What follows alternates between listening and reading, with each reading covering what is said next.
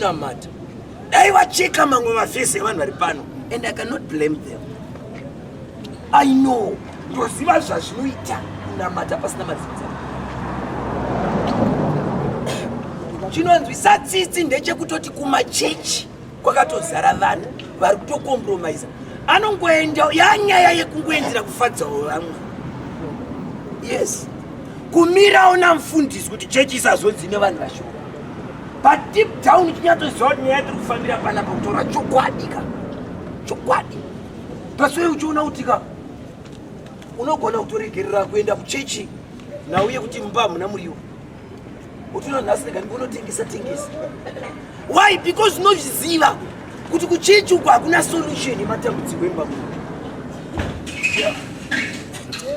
Unotoziva kuti ndikasaenda inde undoone right now, inde unoone mazarira akaita mabetting nevanhu vemachechi, vamwe vatori nemabheji emachechi, and then havatombotyi kuenda vakapfeka zvinhu zvechechi kunzvimbo dzakadaro. Handisi kutaura vana vesangano nevakuru vemachechi masi. Mapastors look into their cars. They're trying to bet themselves into good abundance.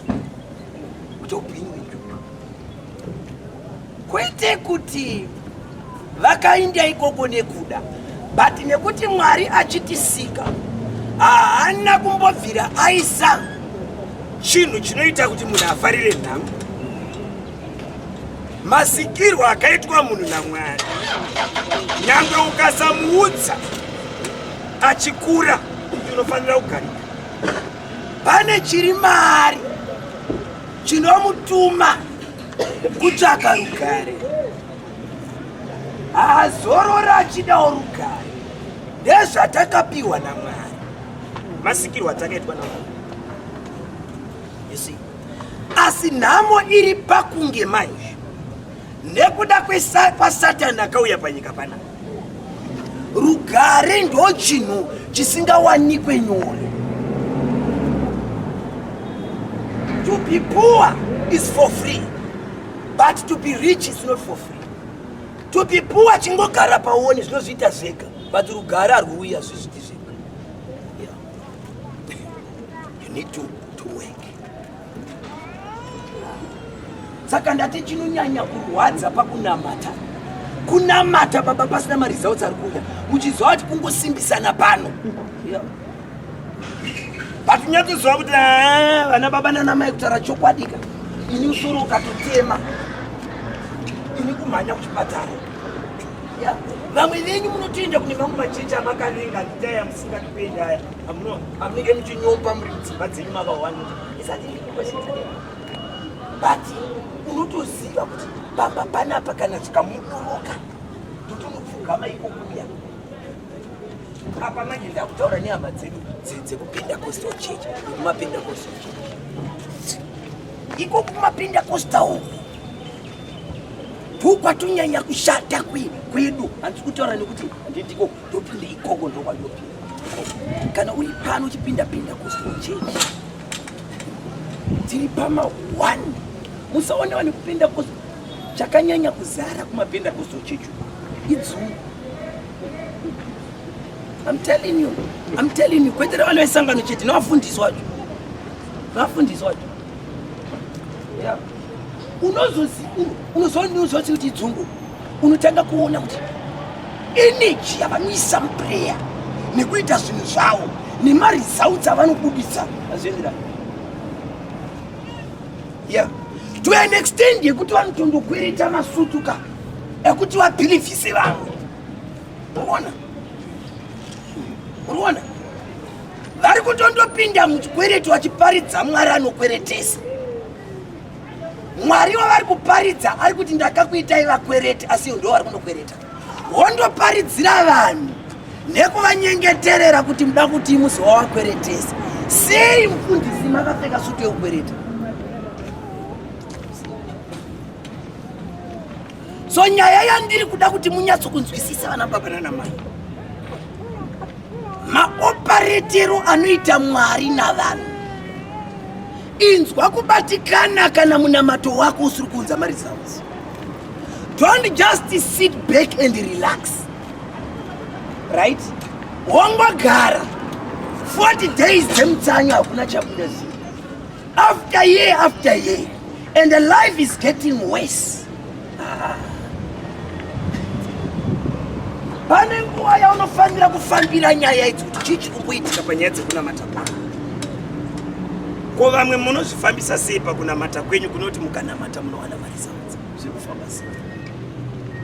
There is a way vana baba nana mai yekuti munhu akanamata nayo Mwari anomunzwa. Pane kamunamatiro kanodenha denga, pane kamuimbiro kanodenha denga, pane kamufambiro kanodenha denga, pane kamuitiro kezvinhu haasi manamatiro ose anodenha denga, but ariko manamatiro. Ndosaka makaona Jesu akazoti kumukadzi uya, pane andibata. Dhopinga pane vazhinji vakanga vari in contact with him, but he singled out just one person. Pane vazhinji vari in contact, he singled out just one. Pane andibata. Kamubatiro hwaikaita kenga kaine kutenda. Zvinonzi vhangeri ravakanzwa harina charakaita kwavari nekuti havana kurisanganisa nei nokutenda. Vaingoteerera zvamakaita panapa. Yeah? You are only limited to information. But you are not supposed to get information chete. Faith comes by hearing the word of God. So every time when you hear, faith must increase. Yeah, faith must increase. Saka ungowana information. Now, chatinoita manje, tinongowana information, and the information yacho tinoishandisa kuita nharo mumastreet mumasaluni emudzimba ya kuti munhu angonzi anoziva haadzoziva mavhesi. Nyaya vana baba nana mai haisi yepakuziva mavhesi, dho zvakanaka. Nyaya iri pakuita. Kuita ndo kunoudza maresult. That's why James akati musangove vanzwi bedzi ivai vaiti. Zvino vaKristu vazhinji vanzwi havati kunzwa here. Mafoni makazara masemoni mamwe anotyisa, manotsi. In fact handina chandichaparidza panapa chinogona kushandura upenyu. Information inochinja life yako is already in your phone right now as I'm preaching. Semoni iyoyo wakasowa nayo kudhara, but chiri kuitika chi ende unoiterera kahopo. So why your life is not changing? Why are you not getting the results? Because you are just listening, but you're not doing. Vana baba nana mai, chinounza results kuita zvawanzwa. Hakusi kunzwa bedzi kuita. Rega inende kubhuku yaMatthew. Akuerenga ngaenda pabhuku Matthew chapter 14. Vanguerenga padiki papa.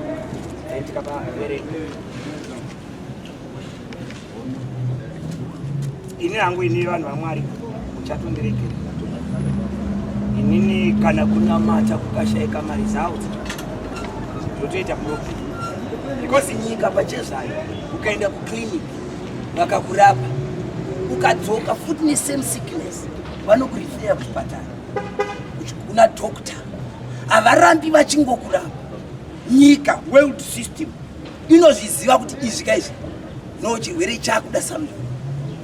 Kuchechi ndo kune problem. Pababa munotoziva vamwe venyu kunamatira zvikakuitira unofanira kundonyarara ukataura nyaya iyoyo kuti wakasangana nomwe mufundisi musititi akakunamatira wakapora unochiona kuchechi nofundisi. Ndao ndo zvatiri. Kana uchipora unofanira kupora nekuti ndinda kunamatira. Kana inini Mwari asina kundipa nyasha dzokunamatira zvitori nani ufe. That's why uchitona vasingadi kuti uende iko. But murunyatsoona kuti mwana akutoita tsikomba asina kurorwa pano. Hamuna nyasha munhu waMwari dzinopinza vanhu muwanano. Munadzowo dzimwe dzenyu, right? That's why muchiona Peter achiti God of all graces. Haana kuti God of grace, God of all graces. Anditika John anoti grace upon grace. kuratidza kuti nyasha idzi dziri muzhinji. Unogona kuva nenyasha dzekuita mari, but nyasha dzekuvaka dzoshayikwa baba. Right? Unogona kuva nenyasha dzekushumira, but nyasha dzekuunganirwa dzoshayikwa. Kune mumwe munhu wekuti haana nyaya yaanombotaura baba. Kune mumwe munhu angori negrace yekushanyirwa pamba pake. Chero akabata vanhu rafu, iwe nerudo rwako nemadiro unoita vanhu baba. Avauni. Wambozama kuita rudo, auya wacho anotofambisa shoko rekuti haugariki newe. Ogoshe kuti papi ndakamutadzirei. Ndinyatsona kuti wanacho wakamutadzira. Wacho anotonetsa ndiye anenge achidiwa igrace. Nyaya haisi pakuti wanamata kana kuti mumwe nemumwe muupenyu akasikwa naMwari ane chimwe chinhu chaakawana kubva kuna Mwari chekuti nyangwe asinganamati vanonamata vanotochionerawo paari vachichida. Hachiwanikwi nekuti akanamata, chinowanikwa nekuda kwenyasha. Inyasha baba. Kune vanhu vari kurarama life yatinototi nhai Mwari yatiri kutsanyira, but iye can't even remember any day kwete raakafasta raakanamatira chinhu ichocho. As you are fasting for marriage baba, kune mumwe munhu asingatomborangarira achiti Mwari ndipewo murume. In fact anotovaudza kuti wedwe nichimbomire hasa ndasvika panguva yekuda kuroorwa. But tine mumwe aane masiketi ari kutenderera nekudonha achinamatira chinhu ichocho igrace.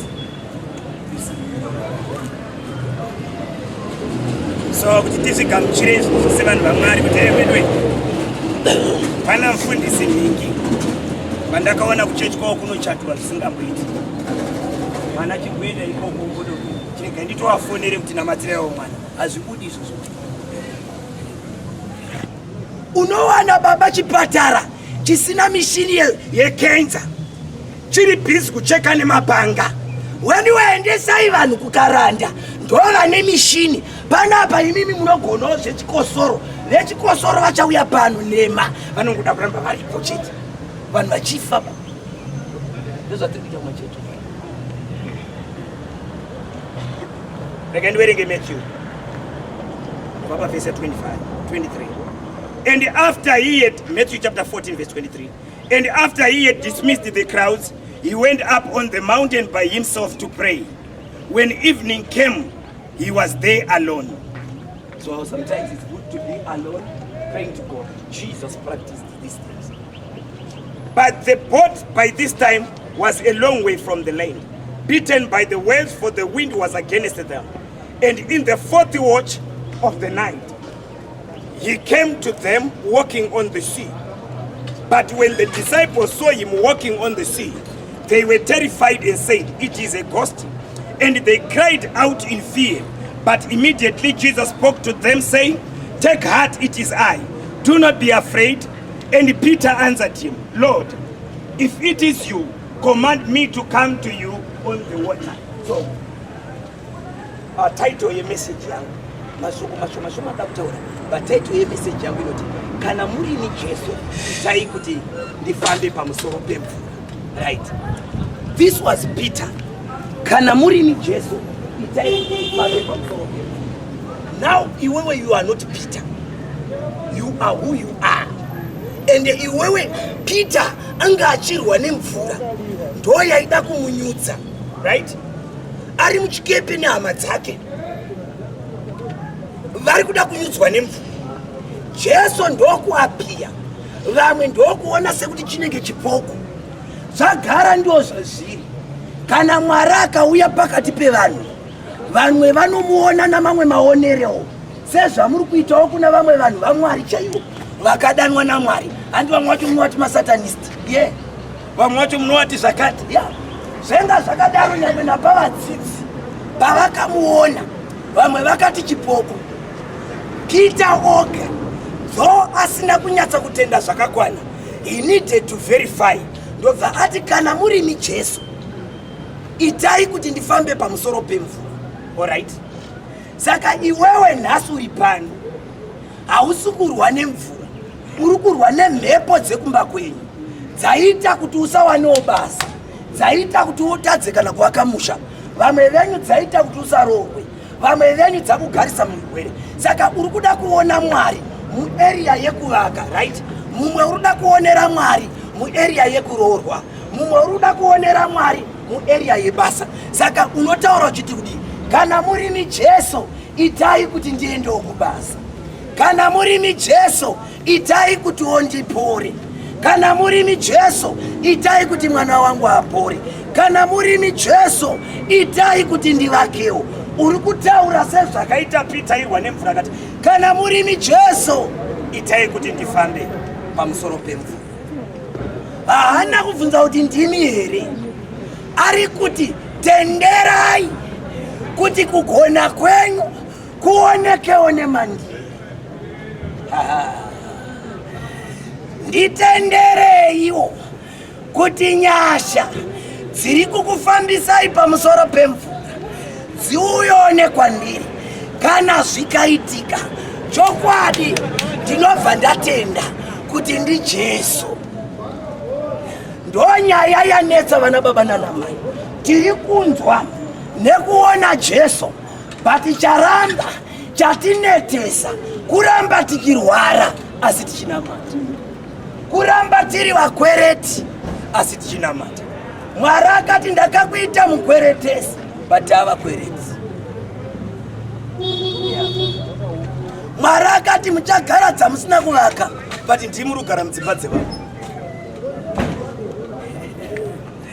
Mwari akati ndini ndinopa mudzimai akanaka, vakadzi vakanaka vanobva kwandiri, but unyatsofunge kuti chokwadi kana mukadzi uya akabva kuna Mwari ko akagondisiya sei, ko agondipombera sei.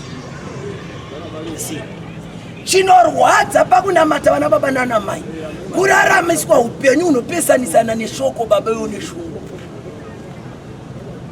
Uchinyatsa kuona kuti hakuna kana vhesi iri kusanzikiswa muupenyu hwako. Handirambi kuti Jehovha ndiJehovha Rafa, Mwari anoporesa, but unoporesa kune dzimwe dzimba pano hasati amboporesa. Handirambi kuti Jehovha ndiJehovha Jire, ndiMwari anopa, but kutaura chokwadi unopa hake kumwe ini pano hasati ndambopiwa. Kana ndichitaura testimony ndotaura zvaakaitira vamwe kwandiri hasati. maKristu mazhinji baba ndinogaroudza vanhu nekuda kwaActs chapter 1 verse 8 inoti kana magamuchira mweya mutsvene muchagamuchira mweya mutsvene mova nesimba. Handiti kana mova zvapupu zvangu kubva muJerusarema, Judea, Samaria kusvika kumigumo yenyika. Riri kuti you shall be my witness, right? Now shoko rinoti witness vana baba nana mai ndibatisisei. Shoko rinoti witness rinofambidzana neshoko rinoti evidence. Ndosaka ndikuudzai kuti vamwe muri pano mungazvida mukadii. Handiti kana but vamwe venyu mamiswa panapa naMwari ari kuda kukuisai panzvimbo dzenyu kutaura chokwadi nezvauri iwewe nelevel rako. Haungadai zita rako ranyorwa pakadibhokisi. But just humble yourself. ndiMwari ari kungokuhambula ranyorwa pachipepa kufananidzwa nemunhu wese. Ukasazviona izvozvo kuti system iri kundiudza kuti kudii, world system neword system dzatenderana kuti zita remurume uyu nyange akakudzwa zvakadii nyora ipapo pakadibhokisi ipapo. Iye anokuramba achingonzwa sekuti kudiko zita riri pakadibhokisi. Sikamai mubatsirika, sikamai mubatsirika. Pane pamwe panhu chimiro chiri mumba mako chinoda kungokuudza kuti tizira kuna Mwari. Wega uri kunyatsoona kuti mamiriro aita mugaba rehupfu, mawaniro andiri kuita $10 mawaniro ndoiwana ndawa kwazvo, ndawabata maoko aputika. Mwari ndibatsirei, Mwari ndibatsirei. Zvinhu zviri kuunganidzwa nevamwe vana vadiki diki, inini ndatadza kuzviunganidza zvinhu zvaunganidzwa nevana vadiki diki kweri. Mwari ndibatsirei. You shall be my witness. Bata shoko riri kunzi naJesu, you shall be my witness. Shoko rinoti witness vana baba nana mai rinofambidzana neshoko rinoti evidence, right? Saka Jesu kana achiti you shall be my witness, ari kutaura kuti muchange muine evidence. Mune exactly. Hamungava zvapupu musina umbowo. Hamungava zvapupu kupupura Mwari anoporesa imi muchirwara. Hamungava mawitness anofamba achiwitnessa God of abundance when you are living in lack. This is why muchiona ushumiri hwedu semakristu watadza kuva effective. Nokuti tiri mawitness asina evidence. Satani akameka sure kuti handikurambidziki kuva mawitness, but handei kumatare. Vanhu vese vakateerera. Chichavashamisa ndechekuti witness yauya asi haina evidence. That's why Paul akati patakakuparidza evangeli yenga isingori yamashoko bedzi, yenga ine demonstration. Nyika baba, hama dzako chichaita kuti hama dzako dziuye kuchechi, especially hama dzako chichaita kuti dzinamate kuchechi kwaunopinda hakusi kuvaparidzira nemuromo, vakatarisa upenyu hwako namararamiro ako. Vamwe vacho vari kutokunzwira tsitsi uchinamata nai wakomana. machechi anoparadza upenyu hwevanhu. Komana ko angoshingirira chinhu ichi nai wedu we. Iwa vanotokunzwira tsitsi baba. Kuti zvinanzi akaenda kumusangano neine vana. Ende unyatsoona kuti Satani akazotipingudza ende Takatamba makristu mazhinji. Unyatsoona kuti nhamo takazoigamuchira zvechokwadi. Wakambona maimbira tinoita tiri murori tichidarika mutaundi tichinaiwa. Ende unobva watoona kuti kana tapa vanhu Ndopatotoda ipapo kutosimukira nekunzwira tiri murori. chienda uone kudhuku and slay zvinenge zvakaita vana venyika. Hauoni kana rori ikoko baba. Pamusangano wechechi ndopaunoona pachichikwa makabheji kudai pachirohwamo. ende unoone vana venyika zvavanenge vakaita maburayi Vachigucha huku chikeni zizi. then isusu taakuda kuenda kunovaudza kuti Mwari akanaka, vanhu vaMwari mufunge venama apa Tikuroja mudzimba dzavo. Apa rendeka unobhadhara. ya unomuparidzira sei landlord wako iwe rendi yacho usina kutobhadhara yakakwana. Tiri mawitness asina evidence vana baba nana mai. Ende Jesu haana kuda kuti tidaro. That's why akati muve neabundance. Akati handina kukuita ive kumasure. You are not a tail but the head. But the system ya Satani baba. Ukatasa pauno Roger marriage ritonyanya kunakidza yava vasinganamati nenge tonakidza yava vanonamata. Okay. Ayaya. Many Christians are public heroes but private famous. What you say, son? Masuti. Shaina boots. Kakufamba nevana. Satani anoda kuti kana takuenda pavanhu toita songe zvakamira zvakanaka tinyatsoziva kuti kudzimba kweda kunomira zvakanaka.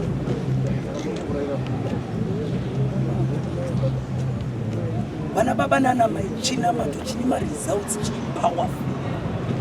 Ngatisvikei pakuti iwe unonamata ngauriko kuti After nhamo yapera iwe mukristu ndiwe kutoti vasinganamata hama dzako dzavo saka oenda nemota yandiko mukomana. ngachijambire motika yavanhu. Tiunotobatanidzirwa mari mukristu. Totaura pamusoro pechikristu vana baba nana. Chikristu chinofanira kuva nemaresults. Chikristu chofanira kuva namaresults. And we are going to pray to bring batsire. Mamwe maresults acho anofanira kutowanika pano kusini uko. Hallelujah. Mamwe acho anotowanikwa pano pawatouya the right. Zvaitika nenzira ino kuti ndakafirwa naKristu. Yatinamata. Baba muzita raJesu maita yenyu mangwanani ano. Nekuda kwehama dzangu dziri pano dziri muzvimiro zvakasiyana siyana. Mwari wangu ndinonyengetera vamwe vari pakubatikana. Onai Mwari, mumakomo munorariwa, mumapako munogara, vanhu vachitsvaka Mwari waAbhurahama, God of abundance, Jehovah Shalom, God of peace. Baba vedu asi vasina peace yacho, vanotaura zvaMwari, Jehovah Jireh, the Lord who provides. but only to watch others receive. Upenyu watinonamatira tiri kutohuona uri kuraramwa pa next door. Tibatsireiwo Mwari, tibatsirei Mwari. Zita raJehovha results grace. Grace. May your word become flesh. May your word become a reality. May your word materialize. May your word become tangible. You are the lifter of men. Father, I pray. Tinonyengetera mazita yenyu muti. Maita yenyu mangwanani apa. Zita renyu rikukudzwa nekusingaperi. Hallelujah.